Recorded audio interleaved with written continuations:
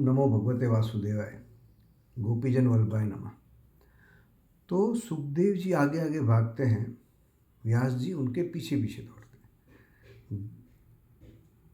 व्यास जी को उम्र हुई है, बेचारे ऐसे कैसे दौड़ते हैं सुखदेव जी के पीछे। तो सुखदेव जी वृक्ष के अंदर प्रवेश ले लेते हैं। तो जिस तरह भगवान कहीं भी प्रवेश ले सकते हैं, उसी तरह योगी भी कहीं भी प्रवेश कर सकता है, चाहे जड़ हो, चेतन हो, जाड़ हो, पत्थर हो, पहाड़ हो, कहीं भी वो प्रवेश करके अपनी गति बदल सकते हैं। तो गायब हो जाते हैं। तो व्यास जी बोलते, हे बेटा, हे बेटा, हे बेटा। तो वृक्ष में से आवाज आती है, हे बेटा, हे बेटा, हे बेटा। तो व्यास जी बोलते, भैया मैं तेरा बाप हूँ, तू मेरा बेटा है। तब जाके वृक्ष में से सुखदेव जी बोलते हैं, पिताजी ये ही आपका अज्ञान है।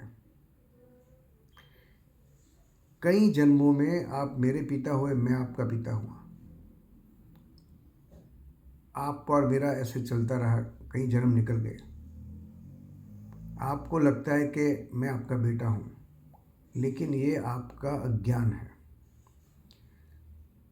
एक जन्म में कोई बाप है तो कोई बेटा है, कोई माँ है, कोई बेटी है, कोई ना कोई संबंध से कुछ जुड़े होते हैं, और वो संबंध से जुड़े हैं, इसीलिए ये जन्म में भी जुड़े रहते हैं। तो ये आप आपका अज्ञान छोड़ दीजिए।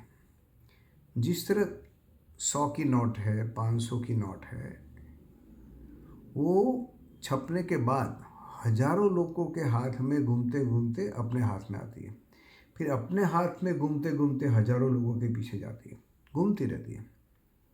और हम वो नोट मेरी है, मेरी है, मेरी है करके हम झगड़ते हैं, परिवार से झगड़ते, समाज में झगड़ते, कोर्ट में जाते हैं, मेरा पैसा, मेरा पैसा, मेरा पैसा। सही में न पैसा किसी का है, न खोने वाला है।